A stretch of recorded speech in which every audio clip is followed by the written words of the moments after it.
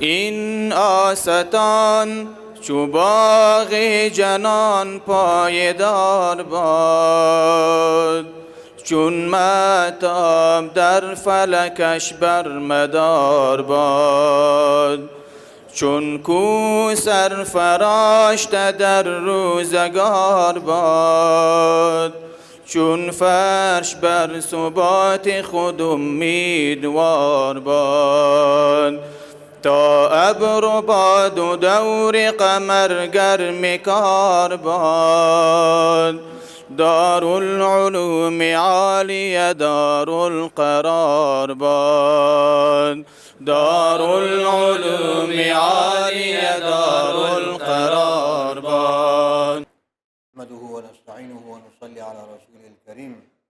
برادران عزیز، در درس‌های گذشته بیان کردیم که نسبت به افعال بنده، بی که آیا از برای بنده تأثیر در افعال او، اختیار و اراده در افعال او نسبت به او می باشه یا نه، و آیا نسبت شر و بدی به طرف خداوند تبارک و تعالی میشه یا نه. یعنی قبایحی که صادر میشه از انسان، معصیت ها، این نسبت او به خداوند میتونه صورت بگیره یا نه، که همگی به تحت زیر مجموعه قضا و قدر میرفت. یک چیز نسبت به او بیان کردیم که معتزلی ها قائلند به ای که بنده خالق افعال خود می باشه.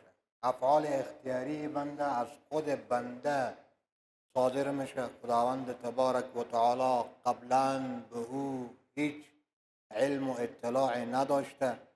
بعد از اینکه شخص او را انجام میده و به گفته اونها خلق میکنه، خداوند اطلاع و علم پیدا میکنه. مشکلاتی که، سوالات و اشکالاتی که بالای این قول و این عقیده وارد میشد، بیان کردیم که مخالف با اون چیزی که خداوند تبارک و تعالی بیان میفرماید که و ما تشاءون الا ان یشاء الله رب العالمین، و سبب میشه از برای که خداوند تبارک و تعالی بنده را خلق بکنه و بنده بیا هزارها و میلیونها فعل و قول اختیاری دیگر خلق بکنه. یعنی تعدد خالقین میآید و برتری بنده از خداوند تبارک و تعالی میآید با مشکلات دیگر. در مقابل گروه که نهایت افراط کرده، از غلو کار گرفته، در مقابل اینها گروه دیگه که نهایت درجه تفرید کرده و کوتاهی اختیار کرده، برای بنده بالکل هیچ اراده و اختیار قائل نمی باشه، بلکه میگن بنده مجبور محض. بنده مانند عروسکه که یک نفره که او عروسک بخره، به دست و پای عروسک گاهی اوقات اینطور تارهای و نخهای بسته میکنه و مثل صورت کارتونی های پلاستیکی و ساخته شده از خود بعض مواد، او دست به این طرف چرخ بدی یک رقم میشه، به این طرف چرخ بدی. یعنی تمام حرکات بنده او از جانب خدا و به عبارت دیگه خداوند تبارک و تعالی انجام میده هر چی را که از بنده ظاهرا صادر میشه. به این گروه جبریه گفته میشه و جبریه یعنی کسانی که انسان مجبور محض میدانه، عروسک مطلق میدانه. حالان که خیلی فرقه در مابین حرکت های که یک نفر ارادی انجام میده و گفته هایی که ارادی از پیش او صادر میشه، تا گفته ها و همچنین کرده هایی که غیر اختیاری و غیر ارادی از او صادر میشه. او چیزی که به اساس گفته از اینا و بر گفته اینا مرتب میشه گوییه که در این صورت پس باید جرم ما نداشته باشیم، یعنی جرم موجود نباشه. به عبارت دیگه تقسیم به طرف خیر و شر نباشه، به طرف طاعت و معصیت نباشه. فعل ما نمیتونیم بگیم فعل ما این معصیته، فعل ما طاعته، بلکه بنابر گفته از اینا هرچی انجام میده به وسیله ما خدا انجام میده. که یک مشکل دیگه که با بار میاره و خیلی خطرناکه اویه که لازم میشه در این صورت معصیت ها به خدا نسبت بشه که خدا همین معصیت انجام داده، خدا همین کار انجام داده. در این صورت باید که فرق در مابین ایمان و کفر، در مابین نماز و ترک نماز، در مابین روزه گرفتن و روزه نگرفتن بالکل نباشه. زیرا هر چی که خدا انجام بده خوبه دیگه. و به این ترتیب ما نباید که مورد مؤاخذه قرار بگیریم. چرا ما خود انجام نمیدیم همین کار، خدا انجام میده به وسیله ما. پس ما چرا مستحق مدح و ذم بشیم؟ آفرین خیلی خوب کار کردی، آفرین درس خوندی، و خیلی تنبلی، خیلی فلانی. از یک طرف مدح نسبت به بعضی از کارها، از یک طرف نکوهش و توبیخ نسبت به بعضی از کارهای دیگه. پس باید با ما نسبت نشه دیگه، همگی باید به خداوند تبارک و تعالی معاذالله نسبت بشه. باید که چون فعل از ما نیه بلکه از خداه، پس کشتن خدا میکنه به وسیله ما. پس چرا بنده قصاص میشه؟ فلان کار خدا به وسیله بنده خود انجام میده، چرا حد و حدود باز بالی بنده بیاد؟ چرا نکوهش بالی بنده بیاد؟ حالان که برتر از این چرا ثواب و عقاب باز به این بنده برسه؟ جنت و دوزخ پس چی لازم؟ که بنده میره به جنت، یکی و یکی دیگه میره به دوزخ، و همه گیره خداوند تبارک و تعالی انجام میده. لازم این تقسیمات، این تکلیف ها، امر و نهی که ما میشیم، چرا ما امر و نهی میشیم؟ ما خو هیچ کاریم. ما مثل به گفته از اینا برگ درختیم که باد اور به حرکت میاد. باد باشه به حرکت میاد، باد نباشه به حرکت نمیاد. یعنی اصلا باد محرکه، باد لرزاننده و حرکت دهنده شاخه های درخت و برگ های درخت. خدا این کار به وسیله ما انجام میده. خیلی خطرناک لفظ ای که هر چیز از خدا میشه، یعنی خدا میکنه، یار گفته غلطه و این جبریته. گاهی اوقات از برخی برادرها همینطور مثل این الفاظ صادر میشه، اصلا تعبیر غلطه. او خب به عقیده نیه، لیکن نمیتونه و نمیفهمه که چگونه تعبیر کنه. چی میگه؟ هر چه میشه از خدا میشه. صحیحه، به اراده خدا میشه، به مشیت خدا میشه، لیکن ما میکنیم دیگه. اینجور نیه که خدا بکنه، نه، خدا نمیکنه.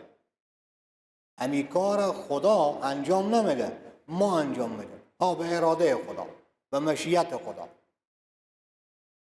پس فرق میکنه. تعبیرات باید متوجه باشیم، اینطور نباشه که خدای نکرده به اساس تعبیر سوء و تعبیر غلط بیا بر ما کدام الزام بچسبه. این جبریه، این انسان مجبور محض میدانه و چنین و چنان میگه. پس یکی در نهایت افراد، دیگری در نهایت تفرید، یکی خیلی غلو، دیگری خیلی قصور. بهترین عقیده، عقیده اهل السنت والجماعه رحمهم الله می باشه که می فرمایه انسان نه مجبور محض و عروسک و پلاستیک و نه هم خالق که معتزلی ها میگه، در مابین می باشه انسان. از یک جهت تقریبا بگیم مجبور، از یک جهت صاحب اراده و اختیار. خداوند تبارک و تعالی به همین بنده های خود قدرت داده، اراده در او نهاده. یعنی همین صفت قدرت و اراده در او گذاشته شد از جانب خدا. مثلی که همین قوت بینایی، شنوایی، گویایی، لامسه و دیگه، اینا همگی از جانب خدا نهاده شده. ما بخواهیم یا نخواهیم، بدون تقاضای ما، بدون خواست ما، خداوند تبارک و تعالی قوت‌ها رو در ما نهاده. قدرت و اراده هم همینطور، بخوای یا نخوای در تو قدرت و اراده نهاده. اینا ظاهراً مجبوریته، لیکن در حقیقت عین کماله.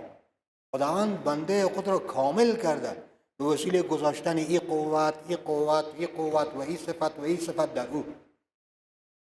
پس بخواهیم یا نخواهیم، قدرت و اراده در ما و شما نهاده شده که یک کماله از برای ما و شما. همون قدرت و اراده را ما و شما صرف میکنیم به طرف بعض امور. به اساس همون قدرت و اراده بنده اسباب و آلات و جوارح خودخور به طرف انجام و عدم انجام بعض افعال صرف میکنه. قدرت و اراده او به او یک نیروی میبخشه و او باعث میکنه بی که این کارا بکنه یا این کارا بکنه، این کارا بکنه، این کارا نکنه.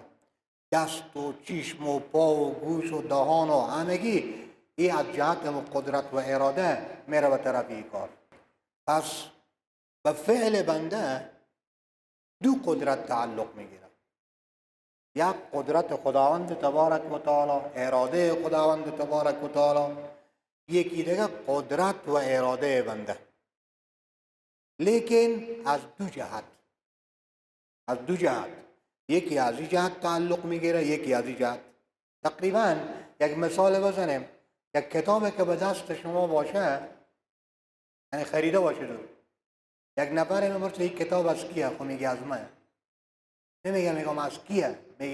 میگه از فلان دکتره. شد؟ یعنی مصنف بود. همین کتاب به یک اعتبار که شما خریدید در ملک شما نسبت به شما میشه. همین کتاب از این جهت که او را تألیف کرده، تصنیف کرده، کتاب فلانی گفته میشه. پس یک کتابه، لیکن حیثیت های نسبتی فرق میکنه. فعل بنده هم به می ترتیب. همین فعل، همین نماز که ما میخوانیم، طاعات و عبادات که میکنیم، معصیتی که یک شخص میکنه، گناهی که یک شخص میکنه، این دو جهت داره. هم به تحت قدرت و اراده خداه، هم به تحت قدرت و اراده ما و شما. از این جهت که آلات و اسباب و اعضای خودخور به اساس او قدرت و اراده که خدا در ما نهاده به طرف همین فعل ما سوق میدیم، این میشه فعل ما و شما که به این کسب گفته میشه. همین که کسب انجام شد، او چیزی که مرتب میشه بر همین به کارگیری اسباب، تحقق پیدا کردن همین چیز، موجود شدن همین چیز، خلق شدن همون چیز، او باز می باشه به اساس قدرت خدا. بعد از اینکه ما و شما اسباب و خودخور به طرف انجام یک کار صرف کردیم، خداوند در مرحله اخیر همون کار موجود میکنه. از قدرت خدا به فعل ما تعلق گرفت از جهت ایجاد، موجود کردن و خلق کردن. قدرت ما و شما که تعلق گرفت به فعل ما و شما، و از جهت کسب. پس یکی خلق، دیگری کسب. که از لحاظ خلق ما مجبوریم، خداوند تبارک تعالی خلق میکنه، لیکن از لحاظ کسب ما و شما. پس من وجهین، اگر از لحاظ گذاشتن خود همین قدرت و اراده بگیری جمع، و من وجهین اختیار. این مثلیه که به اداره که میرید شما کار میکنید، به او اداره یک اعمال مخصوص به شما تعیین شده.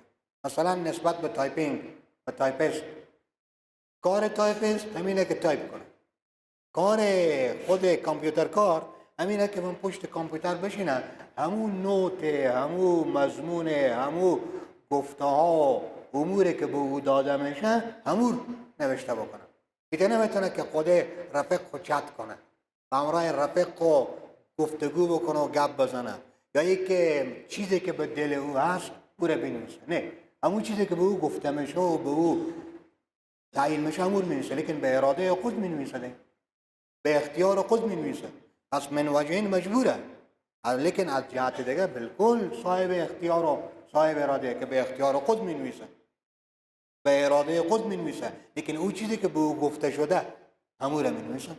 اینجا هم فعل ما و شما به ما و شما نسبت میشه به اساس قدرت و اراده ما و شما، لیکن کسباً فعل ما و شما به خدا نسبت میشه از لحاظ خلق خدا میکنه. پس نسبت در مابین این دوتا هست، خلق کسب. اکثر اوقات یعنی تقریبا بگیریم 98% خلق و کسب با همدیگر توأمه. ما و شما که کسب بکنیم خدا خلق میکنه، ما و شما سعی و تلاش میکنیم، یک کسی از تجارت میکنه خدا بر تجارت از او ثمره میندازه، همین امور تجارتی از او موجود میکنه. اکثرا همینطور ما و شما دلیل که اسباب خود کار فراهم بکنیم، مقدمات بیاریم، خداوند هم دلیل موجود میکنه و هم ثمره که بر دلیل مرتب میشه، رسیدن به نتیجه، او هم خداوند خلق میکنه. اما گاهی اوقات کسب هست ولیکن خلق نیه. ما و شما دلیل میاریم به خاطر اثبات یک چیز ولیکن ثابت نمیشه اون چیز. خیلی همین محققین و اندیشمندها و دانشمندها زحمت ها میکشه تا اینکه یک تئوری ثابت کنه، لیکن ثابت نمیشه. این ثابت نمیشه یعنی خداوند تبارک و تعالی خلق نمیکنه به اساس کسب می نفر یک چیزه. نمرود در آتش منداز حضرت ابراهیم، لیکن خلق سوختاندن از کیه؟ از خداوند تبارک و تعالی. از خداوند که نخواه نمیکنه خلق، کسب کرده این نفر. گاهی اوقات خلق هست لیکن کسب نیه. بدون از اینکه ما و شما کار را انجام داده باشیم خداوند تبارک و تعالی خلق میکنه. عذاب آسمانی خداوند بر کفار، یکی خوییه که مجاهدین شمشیر به دست بگیره و کافرها رو بزنه، اونجا خداوند عذاب میکنه به وسیله مجاهدین کافرها رو. یکی اینه که نه، قرار ما و شما شیشتیم طوفانی میاد و دریا موج میزنه و سیلابی میاد و کافرها رو خداوند تبارک و تعالی عذاب میکنه. این خلق عذاب شد، لیکن کسب چیزی در اینجا موجود نمیباشه. پس یکی خلق یکی کسب که در مابین خلق و کسب فرقهای. بعضی میفرمایند هر همون چیزی که از قدرت قدیم به وجود بیاید، یعنی صاحب قدرت قدیم او را موجود بکنه او خلق. اگر صاحب قدرت حادث که ما و شما، ما حادث، قدرت و اراده ما و شما هم حادث، او را کسب گفته میشه. از کسب از ما، خلق از خداوند تبارک و تعالی. و بعض دیگه میفرمایند که او طور چیزی که موجود بشه به اساس استفاده و به کارگیری اسباب و آلات او کسبه. بدون اسباب خدا خب به صاحب احتیاج نداره. بدون اسباب که یک چیز موجود بشه او خلق. خداوند خالقه، صمده، بی نیاز از اسباب، بدون سبب همون چیز موجود میکنه. ما و شما اسباب که به کار بگیریم با آخر نتیجه این اسباب همینه که همون چیز موجود میشه. همین حالت که با ما و شما هست، قیام و قعود و رکوع و سجود و فلان، آخر گفته میشه خلق نماز. نماز خدا خلق. و گاهی اوقات اینطور تعبیر میشه که خلق عبارت از همون طور چیزی که او به ذات خود قادر قائم نباشه. خداوند نماز خلق میکنه لیکن نماز خب خدا قائم نیست. خداوند همین معصیت خلق میکنه. این معصیت با خداوند تبارک و تعالی قائم نمی باشه. هرچه که کسبه او قائمه به مو شخصی که او را انجام میده، یعنی به ذات قادر قائم می باشه. یعنی نفر گفته میشه نمازگزار، نفر گفته میشه شخص مثلا زانی، شرابخوار، زیرا همین شراب خوردن به او قائم شد و خود نماز خواندن به او قائم شد. همین چیزها به او موجود شد. تقریبا این مثل ایه که ما و شما تو بگیم یکی هست رنگریز و یکی همون جامعه که در رنگ انداخته میشه. حالا هر دو با رنگ تماس داره و تعلق و نسبت داره. رنگریز هم با رنگ نسبت داره و جامعه هم با رنگ نسبت داره. لیکن اسود همین میگیم این سیاهه، سفیده، چی چیزه میگیم؟ رنگریز خونه میگیم سیاهه یا سفیده یا سرخه یا فلانه و ایکو هم یک نسبت داره با رنگ. همون چیزی که رنگ به او قائم شده، به او و اون چیز به رنگ متصف شده، همون چیز ما میگیم سیاه. لباس میگیم سیاه، لباس میگیم سفید، لباس میگیم سرخ و سبز و شتوری و فلان. چرا؟ به خاطری که رنگ به این قائم شده. پس یک تعبیر دیگه برخی حضرات علما میکنن که اصل فعل از جانب خدا، رنگ فعل از جانب بنده. زدن یک شخص که فعل زدن این اصله، لیکن این که پوشش معصیت به او بیاید، ظلم، یا پوشش اباحت و جواز به او بیاید، این اساس کسب بنده. خلق اصل فعل خدا میکنه. همین که یک کس را بزنیم خلق زیر خدا میکنه، لیکن پوشش که به این فعل داده میشه او از جانب بنده، به اساس قدرت بنده، به او کسب گفته میشه. اگر یک کس را به ناحق بزنی پس این در یعنی ملون و رنگین میشه به رنگ ظلم، معصیت. خداوند همی زدن توسط تو خلق کرد، لیکن تو رنگ دادی را به رنگ خود معصیت و ظلم و جور و تعدی. اگر به خاطر تعدیب بزنی، خاطر ادب شدن، این مباهه، جایزه، استاد شاگرد خود خور میزنن، لیکن سعی کنیم زدن همون زدنه، ولیکن صفت خود زدن ای باز به وسیله قدرت بنده، به وسیله کسب بنده. پس کسب صفت فعل تعیین میکنه. هرچه که خلق او اصل فعل موجود میکنه. یک تعبیر آسان‌تره که حضرات علما رحمهم الله انتخاب کردن به خاطر فرق در مابین خلق و در مابین کسب. در عین حال وقتی که بنده هم یک تعلق داره به امر می فعل، خدا هم نسبت داره با همی فعل، پس نسبت فعل بنده با خدا هم میشه، نسبت فعل بنده با خود بنده هم میشه. در قرآن عظیم و شان هر دو قسم نسبت هست. ظهر الفساد فی البر والبحر بما کسبت ایدی الناس. تمام کارها از ما و شما، اگر خوبیه از ما و شما، اگر خرابیه از ما و شما. یک صورت. در جای دیگه میبینیم میفرماید کل من عند الله، هر شر، هر خیر، هر خوبی، هر خرابی از جانب خدا. و یک جای دیگه باز تفصیل میکنه. قویر بگذاریم برای فعلا. پس اینجی که نسبت میشه، چون پیشتر گفتیم که یک نسبت به می فعل به خدا که میشه از لازگی میشه خلق. کل من عند الله یعنی چه؟ یعنی خالق همگی خیر و شر خداوند تبارک و تعالی. این که باز میگه ما انجام دادیم، ما طاعت میکنیم، ما عبادت میکنیم، معصیت کارها گناه و نافرمانی میکنن، یعنی نسبت که به او میشه ای باز کسبن و دار و مدار خود ثواب و عقاب همین کسب. خوب کردی که همین اراده خودخور، قدرت خودخور به این چیز تعلق داری. پس چون اراده و قدرت خودخور به کار نیک تعلق دادی، خداوند به تو نیکی نوشته میکنه، خداوند در آخرت به تو ثواب میده. اما همین اراده و قدرتی که میتونستی به طرف طاعت خرج بکنی، چون این گسیل کردی به طرف خود معصیت، به طرف کار زشت و قبیح، چرا می کار کردی؟ و اون اساس مورد مؤاخذه قرار میگیره. پس مدار خود ثواب و عقاب کسبه و کسب از ما و شما بندگان میباشه. اینطور نمیکنیم که همگی نسبت به خداوند تبارک تعالی کسب بزنیم نسبت به خدا.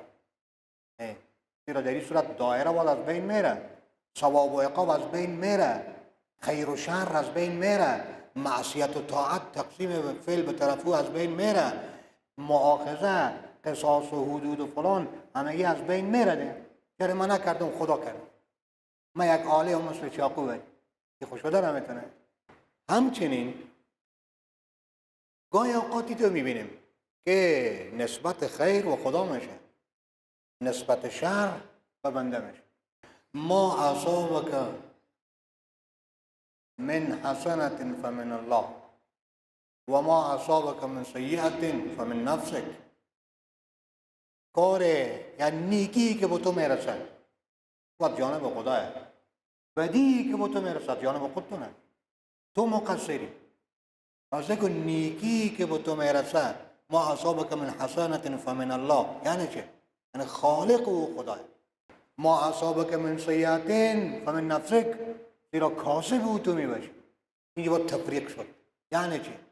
یعنی بایی که خالق خیر و خالق شر خدایه، کاسب خیر و کاسب شر ما میباشیم، اما ادباً از لحاظ ادب همین چیز تقاضا میکنه که شر به خدا نسبت نده، خیر به خدا نسبت بده. طوری که حضرات هم در احادیث هم در کتب حضرات علما و شر لیس الیک، شر به تو نسبت نمیشه. حالا که خلقا به خدا نسبت میشد دیگه، خالق شر هم خدا، لیکن ادب میکنیم با خدا، شرور بدیهار به خدا نسبت نمیکنیم.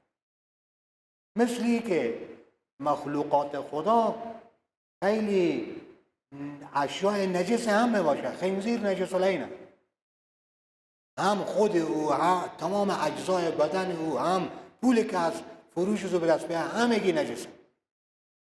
ولیکن مخلوق خدا، با اینکه مخلوق خدا میگیم خالق الانس، خالق انسان ها، نمیگیم خالق الخنازیر، خالق خنزیرها، با اینکه خالق او هم هست ادباً. پس در مقام ادب نسبت شر به خدا نمیشه.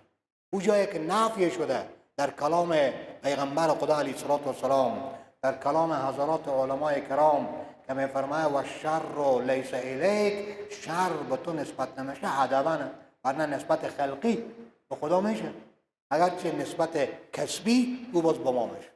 جناب حضرات اهل سنت والجماعت رحمهم الله بیان میفرمایند که گاهی اوقات حتی در نسبت شر به خداوند تبارک و تعالی خدا همون نفر مورد توبیخ قرار داده. خلق کفر از جانب خدا، خلق شرک از جانب خدا، کسب شرک از جانب بنده، خلق او را خدا میکنه. لیکن همین نسبت خلق کردن هم به خدا مورد نکوهش قرار گرفته. مشرکین چی میگن؟ مشرکین میگن که لو شاء الله سیقول الذین اشرکوا لو شاء الله ما اشرکنا ولا آباؤنا من شیء. اگر خدا میخواست ما شریک نمیگرفتیم با خدا، نه ما و نه پدرهایم. یعنی چه؟ برعکسی، یعنی خدا خواسته که ما شریک بگیریم با خدا. این مشیت خداه، خدا خواسته که ما شریک بگیریم با خداوند تبارک تعالی، مشرک باشیم با خداوند تبارک تعالی، کافر باشیم، معصیتکار باشیم با خداوند تبارک و تعالی، نافرمان باشیم نسبت به او تعالی.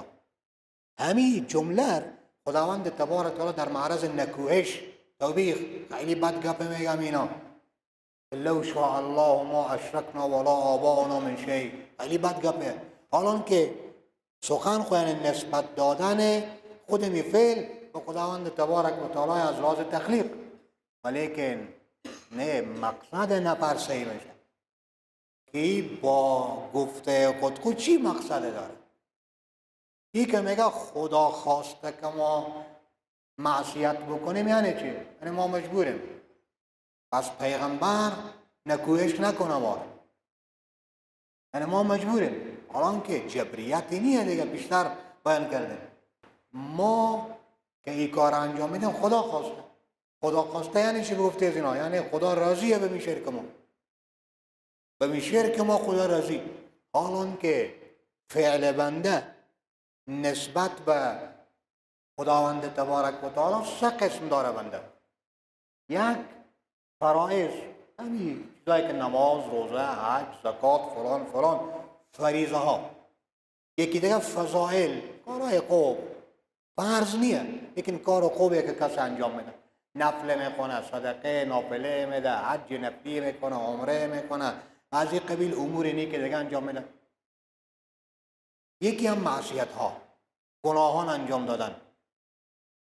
پس اینطور نیه که گفته معتزلی ها باشه که اراده خدا یعنی امر خدا، اراده خدا یعنی رضای خدا. نه، فرق میکنه فعل های بنده نسبت به فریضه ها، نسبت به فرض ها.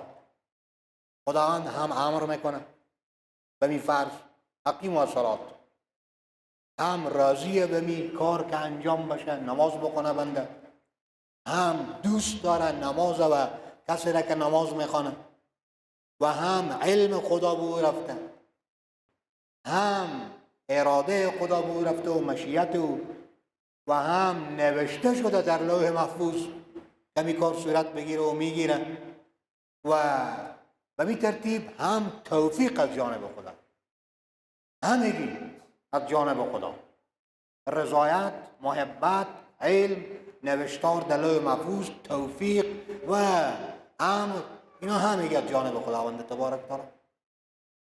نسبت به فضیلت ها فقط امر نیه، یعنی امر قطعی نیه، امر الزامی نیه. یکای دیگه همی هست، محبت هست، رضا هست، اراده و مشیت هست، علم هست، قضا و قدر هست، توفیق خداوندی نسبت به این بنده هست که این اراده خود به اون طرف روان بکنه، مکتوب در لوح محفوظ هم هست.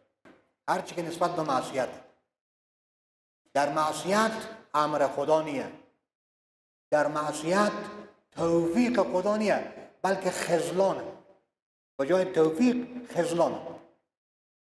در معصیت رضای خدا نیه، بدون رضای خدا راضی نیه از این که ابو جهل بیا کافر بشه، یک بنده او بیا گناه مرتکب بشه. و در معصیت محبت نیه، خدا دوست نداره نه همی فعله و نه همی بنده که همی فعل انجام میده. اراده خدا هست، مشیت او هست، علم خدا هست، قضا و قدر او هست، نوشتن در لوح محفوظ هم میباشه. از فرق میکنه فعلهای بنده. اینطور نیه که هر چیزی که به تحت اراده خدا بود او خدا از او راضی باشه. نه، بعضی چیزا از خدا اراده کرده لیکن راضی نیه، بعضی چیزا از خدا اراده کرده راضی میباشه، بعضی چیزا خدا اراده کرده به همراه توفیق، بعضی چیزا خدا اراده کرده به همراه خذلان. این نفر بی نصرت میگذاره، شیطان هم راضی میکنه. این باشه نسبت افعال بنده به اعتبار خود صفتهای خداوند تبارک و تعالی. اما این که خلق قبیح نمی باشه. در نزد ما و شما کسب قبیح، کسب بدی بود، کسب از ما و شما. خلق این بدی نیه. چرا؟ خلق یعنی اعطاء الوجود للشیء، یک چیز آفریدن، یک چیز موجود کردن. وجود سراسر نوره، سراسر نوره. او چیزی که بعده او کسب هست که تعلق میگیره بمیشه. یک مثال حضرات علما میزنند. یکیه که همین مهندس بیا با خانه یک تشناب تیار کنه. ساختن تشناب در خانه خیلی خوبه، ضرورت های همون نفر می باشه. پس ایجاد تشناب و مسترا خوبه، کماله در همون مهندس به این فکر زو کار کرده و رسیده. اگرچه که جای نسبت به بنده که اونجی میره جای خرابه، اونجی که هست محل حضور شیطان می باشه. لیکن پیدایش رو بگیم به عبارت دیگه، ساختن او، نقشه کشی او و قضا و قدر او، یعنی رسم و رسمی از برو نقشه و باز او را تحقق بخشیدن و موجود کردن به یک گوشه از سرا، یه می باشه کار مهندسی شده، کار صحیح. از خلق یک چیز خلق بدی نیه، دادن وجود به اون چیزه. کسب بدی می باشه بدی. فرق در ما بین خلق و در ما بین کسب. چرا کسب کرد؟ نمیگه چرا خلق کرد.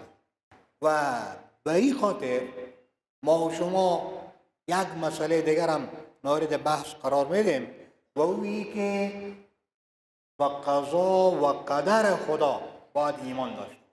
کسی که به قضا و قدر خدا ایمان نداشته باشه او مسلمان نیه، او مؤمن نیه. تعویل که میکنه جداه، ولیکن کسی که انکار بکنه از قضا و قدر خدا، امام اعظم رحمه الله میفرماید این نفر کافر. پس ما باید به قضای خدا و قدر خدا راضی باشیم. این خیلی یک نکته بسیار ظریفه. اگر کسی معتقد به قضا و قدر خدا نباشه، پریشانی ها، دربدری ها همگی به او میرسه. کاش که اینطور میشد، کاش که چنان میشد، کاش که و این چیزها خیلی زیاد گفته میشه. همیشه این پریشان، اگر اینطور میکرد اینطور میشد، اگر اینطور نمیکرد اینطور نمیشد. اما وقتی که بگی همگی مفوض به خدا خواسته بوده همین چیزه که بشه، اینجی دل آدم راحت میشه. اگر مصیبت به انسان میرسه، خصوصا در باب مصیبت ها، خدا خواسته بوده بس خلاص. همو خود جوشش و آتش قلب ایمان به قضا و قدر از بین میبره و خاموش میکنه. آیا به یک معصیت که از یک نفر صادر میشه ما راضی باشیم؟ زیرا رضا به قضا و قدر خدا که لازمه دیگه. همین کفر ابوجهل، همین معصیت و گناهی که یک نفر انجام میده، قتل و غارت و چور و چپاول، اینا همگی از قضا و قدر خدا دیگه. باید به این راضی باشیم. حضرات علما رحمهم الله میفرمایند که بکنیم رضا به قضا و قدر این به معنای رضا به کفر و معصیت و فلان نیه. درسته قضا و قدر خدا به کفر می نفر شده، قضا و قدر خدا به صدور معصیت و کسب معصیت از این نفر شده. لیکن خود فعل مقضیه. قضا و قدر صفت خداه، به او تعلق گرفته. ما به امو متعلق ایمان داریم، به امو قضا و قدر ایمان داریم، با متعلق به او فعل که از این بنده صادر شده کسباً ما به او خوش نیم دیگه، به او راضی نیم. پس رضا به قضا و قدر یعنی به مو صفت خدا که تعلق میگیره به این فعل بنده، نه به این فعل بنده راضی بودن. به کفر یک کس راضی بودن خب کفره، به معصیت یک کس راضی بودن که خوب شد این نفر کشت، خوب شد که مال از چور کرد، خوب شد که مال از دزدی شد یا فلان، یک معصیته، شریک جرم میشه نفر. به قضا و قدر خداوند تبارک و تعالی راضی. گاهی اوقات به این که خاتمه یک نفر بر کفر بشه راضی میشه یک نفر. خدایی بی ایمان تیر بکنه همی کافره، همی ترامپه، همی فلانه، خدا بی ایمان تیر بکنه. یعنی چی؟ این بی ایمانه نیه که من به کفر همی شخص راضیم از جهتی که کفره، از جهتی که معصیته. نه، دیکھو دعا کرده جناب حضرت موسی کلیم الله چی میفرماید؟ رب نطمس على اموالهم واشدد على قلوبهم فلا یؤمنون حتی یروا العذاب الالیم.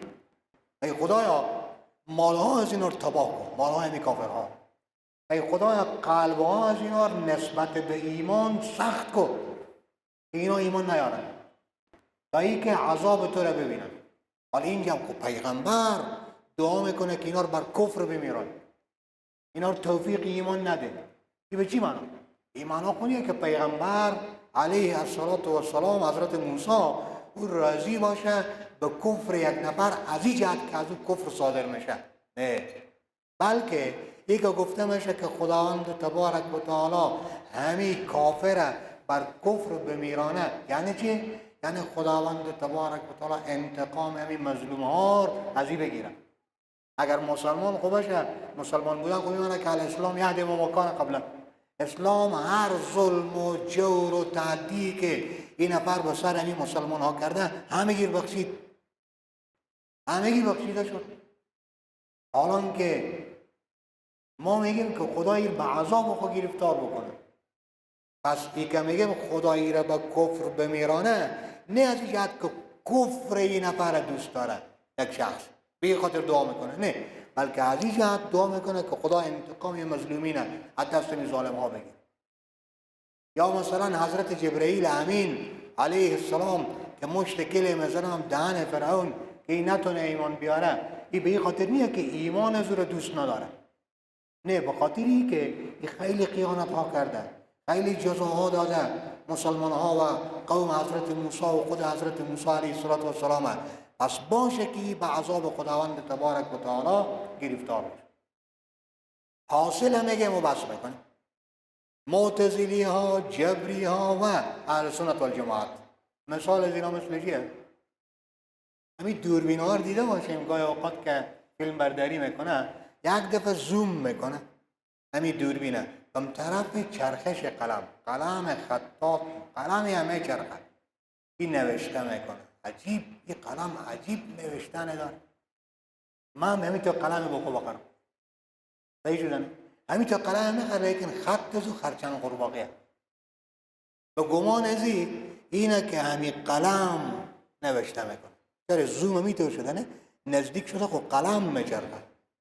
یک کمکی که ایر باز اینطور دورتر بگیریم، زاویه رو فراختر بگیریم، به اونجا میبینیم که به پشت ای قلم یک دست ماهر ای قلم هم میچرخانه که بعضی به می خود قلم چشمشون رفته و سبب بنده دیگه احترام میکنم، نوشتم میکنم، ای کارم میکنم، همین سبب محکم گرفته.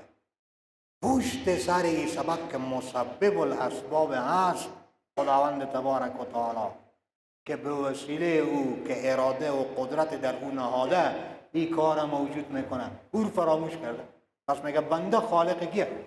افعال خود کنه. حالا که بنده سببیه به اراده و به خود کسب خود همین کار انجام میده، لیکن پشت سر او مشیت خدا، اراده خدا، در بعض صورتها امر و رضا و محبت خدا، توفیق خدا. و بعضی بازی تو کردن که بالکل این قلم هیچ کاره، چرخش قلم بالکل هیچ مد نظر قرار نمیده، فقط میگه هر چه هست این قلم مجبور مازه. انسان مثل قلم، انسان مجبور ماز، هر چه میکنه خداوند تبارک و تعالی میکنه یعنی کسب میکنه خدا، او گفته ازو میتونه، فقط همو چیز مد نظر قرار داره. این باز میشه جبریت. اهل سنت والجماعت رحمهم الله میفرماید که نه، هم چرخش قلم و هم پشت چرخش قلم چرخاننده میباشه، هم قدرت و اراده بنده و هم قدرت و اراده خدا که به اساس قدرت و اراده بنده کسب میشه، چرخش میشه، به اساس چرخانیدن خدا و به اساس قدرت و اراده خدا خلقی خط میشه. پس خدا خلق میکنه این خط، اما گفتیم چون یک نواخت میشه همین بطن و به می ترتیب شیره خود فریز و کلید که بزنیم فلفور برق روشن میشه. میگه ما برق روشن کردم، حالا که همین خود همه افعال اگر زدن کلید فشار دادن خلق خود همون نور آمدن نور، یه همه از جانب خداوند تبارک و تعالی. ما و شما فقط کسب می کار کردیم و دار و مدار خود حساب و کتاب، مؤاخذه و ثواب و عقاب در دنیا و در آخرت کسب ما و شما می باشه. ما کاسبیم. از خداوند تبارک و تعالی ما و شما را کاسب خیر قرار بده، نه کاسب شر. یک سوال دیگه میگم و بس، و اینه که وقتی که خالق خیر و شر خداوند تبارک و تعالی شد و پیغمبر چی آجد؟ پیغمبرها را چرا فرستاده؟ تو خداوند در ما خلق میکنه، ما هم کاسب، یک کسب میکنی، او را کسب میکنی و خداوند خالق خیر و شر. پس این نیاز به پیغمبرها چیه؟ حضرات علما رحمهم الله میفرمایند این سوال خیلی بی‌معنیه، خیلی بی‌معنیه.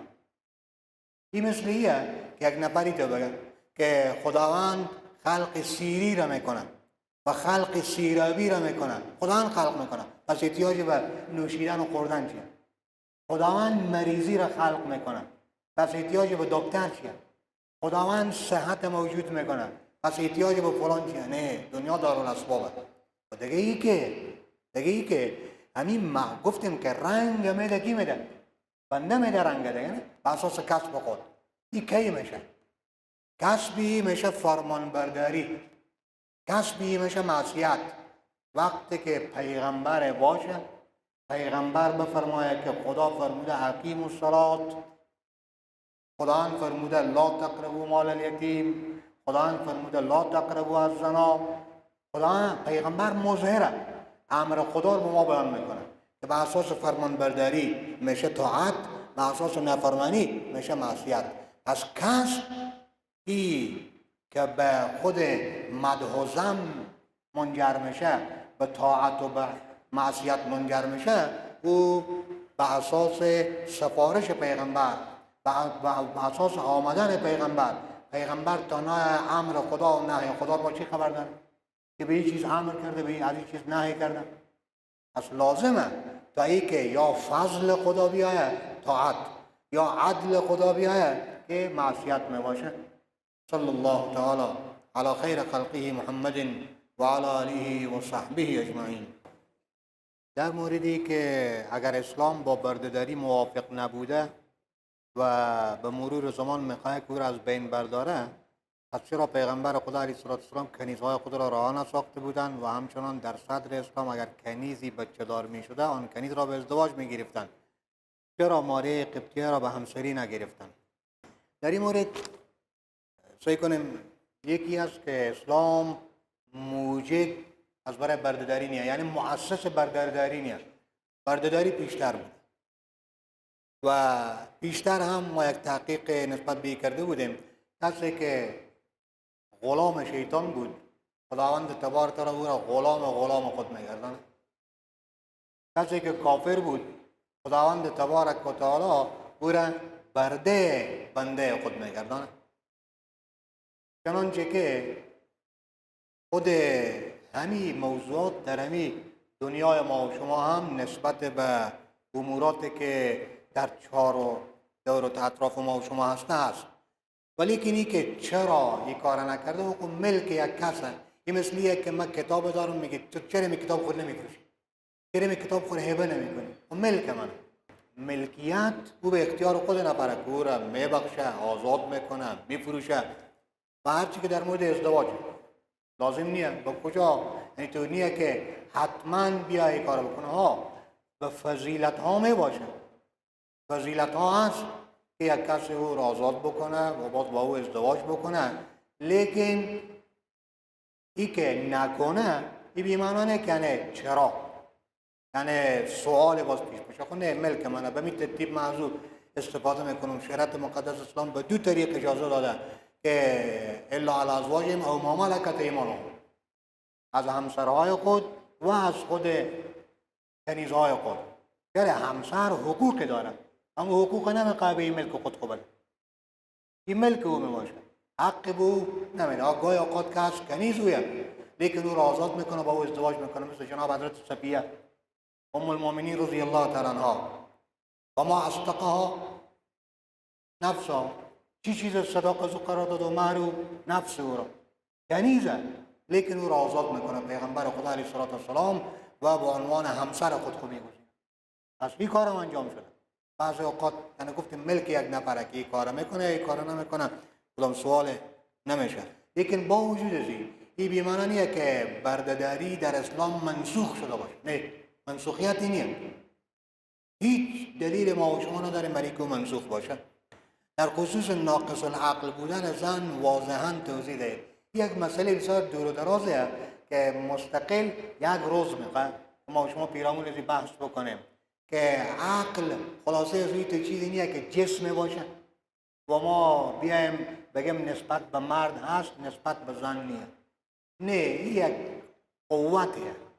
قوت خداوند تبارک و تعالی قوت ها را در نهاد یک کس بیشتر قرار میده، در نهاد یک کس کمتر. یکی دید او بیشتره، یکی دید او کمتر. همین بینایی. یکی قوت عاقلی از او بیشتره. در مردان نمیتونه، اینطوریه که در مردها نباشه. زیرا عقیده اهل سنت و الجماعتیه که عقول مختلف از اول. عقلی با عقلی، عقلی با عقلی مختلف.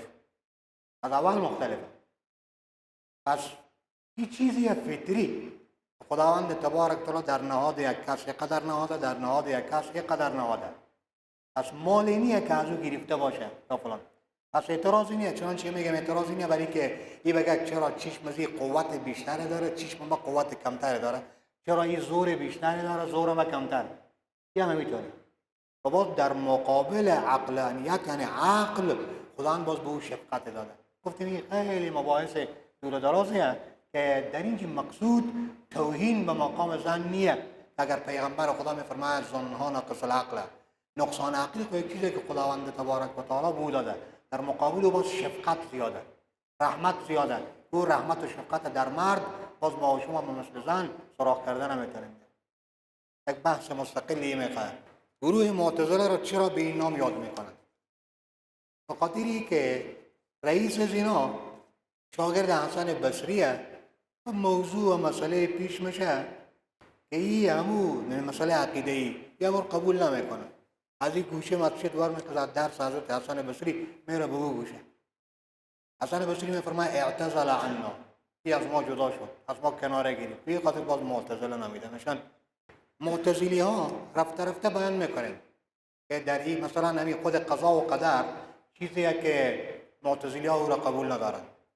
اراده و امر خداوند یک چیز میدانه، حالا که اراده و کلام فرق میکنه و به این ترتیب در خود کلام نفسی پروردگار در او با هم دیگر اختلاف داریم، در عذاب قبر اختلاف داریم، به این ترتیب در خود رویت پروردگار اختلاف هست، در میزان وزن اعمال اختلاف هست. همگی به تفصیل بیان میشه.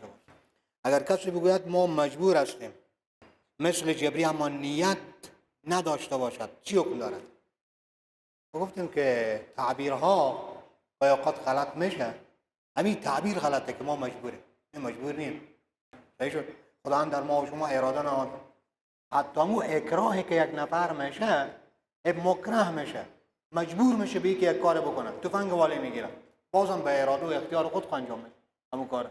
ها راضی نیه به اون کار، همون کار انجام میده، لیکن چون که تفنگ والی گرفته مجبور. به اعتبار مجبوریت یعنی دوست نداریم این کار انجام میشه، لیکن به خاطر فرار و نجات از کشته شدن، از قطع عضو همین کار انجام. از یکی مجبوریت، یکی عقیده جبریت داشتن که بالکل خودم مثل چیم عروسکیم که هیچ اراده و اختیار نداشته باشیم. این که الله تعالی خالق است، خالق همگی اشیاء و خالق همگی افعال، فعل شر مورد رضای خداوند تبارک و تعالی نیست، پس چرا خلق کرده؟ همین افعال شر بیشتر بیان کردیم نه؟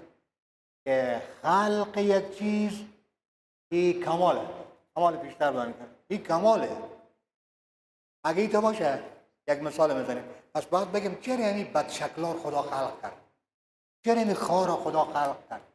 چرا یعنی فلان خدا خلق کرد؟ نه، دایره قدرت خدا از داده که موجود باشه هم گل باشه و هم خار، هم زیبا باشه و هم بدشکل.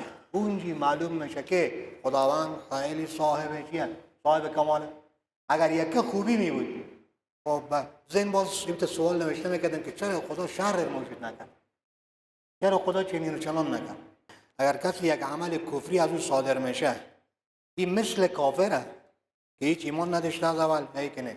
کسی که توهین بکنه طوری که در اینجا به سنت پیغمبر خدا علیه السلام او کافر میشه، یعنی اعمال سابقه حسنات او از بین میره، این میشه مرتد. شما یکی کفر اصلی داریم، یکی کفر کسبی بیشتر که شده بود به درس‌های اول کسانی که بودن با ما. کفر کسبی همینه که پیشتر مسلمان بود حال مرتد میشه معاذالله. دیگه کفر اصلیه، از اول کافر بوده. این مرتد کافر میشه، من بدل دینه فقتلوه، لیکن کافر اصلی کشته نمیشه تا اینکه که حربی نشه. حالا بعدی انشاءالله هفته بعد. صلی الله تعالی علی خیر خلقه محمد و علی آله و صحبه اجمعین.